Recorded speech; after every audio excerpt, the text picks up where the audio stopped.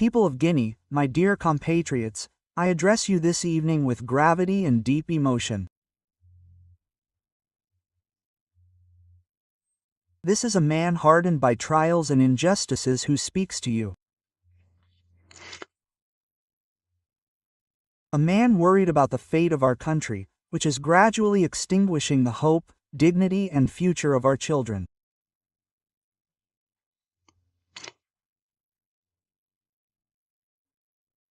He is also a determined and confident man, driven by the certainty that truth will ultimately prevail over lies, law over arbitrariness, democracy over dictatorship.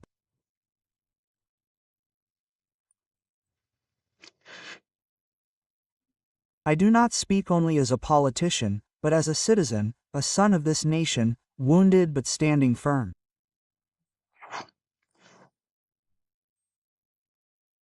I speak because no one should remain indifferent when the future of his people is threatened.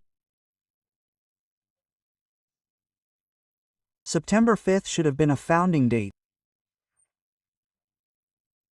Many of us believed that day that a new page was being opened. But the promise of renewal is better off as a betrayal. Instead of a renaissance, there was decline, the confiscation of our rights and freedoms, the burial of democracy and, in perspective, the violation of our word of honor and the commission of perjury as well as the confiscation of power. Today, what do we see?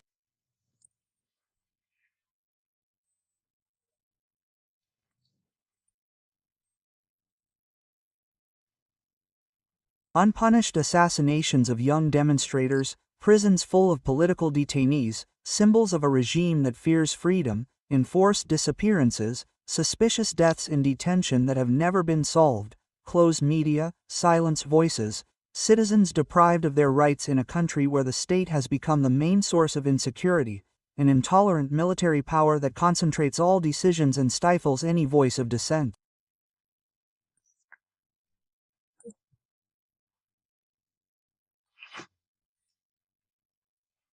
The reconstruction that we are promised is only a mask.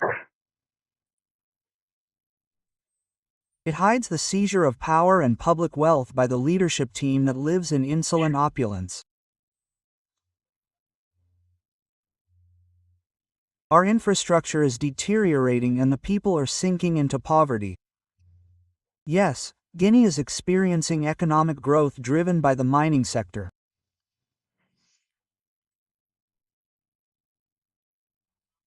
We exported 147 million tons of bauxite in 2024. We will export 200 million tons in 2025, but what impact will it have on the living conditions of the population when the fruits of this growth only serve to enrich the leaders, to finance demonstrations intended to promote the maintenance of Mamadi Doumbia in power and to buy the conscience of opinion leaders so that they support this finest project? More than 1 in 2 Guineans lives in poverty. Our hospitals and health centers lack medicines. Our schools lack school supplies. More than 60% of our young people are unemployed and exile is their only prospect. We have wealth, but due to poor governance, our people are sinking into poverty every day. This is the reality. People of Guinea, we have always extended our hand to dialogue to give every chance to peace, but our patience has been mistaken for weakness. From now on, there is no more room for hesitation. We must defend our rights and regain our freedoms. The time has come for a national awakening. No membership in a particular political, regional, or ethnic group should divide us. Guinea is our common home, our common good. The UFDG will not participate in this charade of a referendum designed to encourage the commission of perjury and legitimize a coup d'état.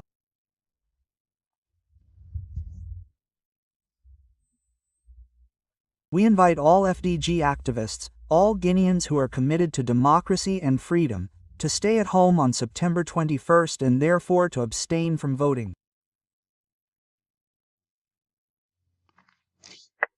Because even if you vote no, your vote will be counted. Yes.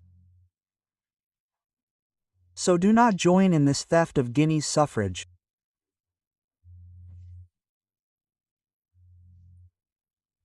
UDF activists, they may try to weaken us by poaching or forcing executives to resign, but our strength lies elsewhere in the conviction of our activists and the confidence of the people of Guinea in our party and its national leadership.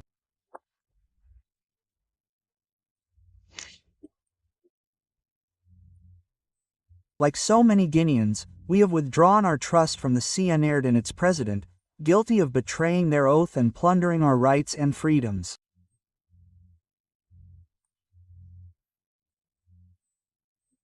I call on all Guineans to resolutely oppose the establishment of a new tyranny in our country and in the international community.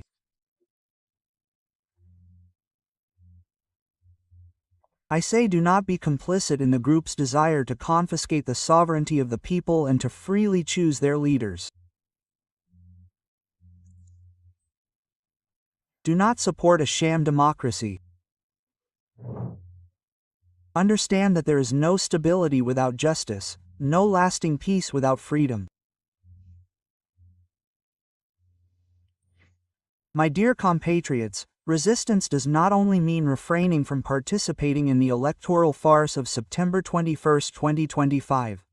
It also means continuing with greater determination the fight against dictatorship and for the establishment of democracy and the rule of law.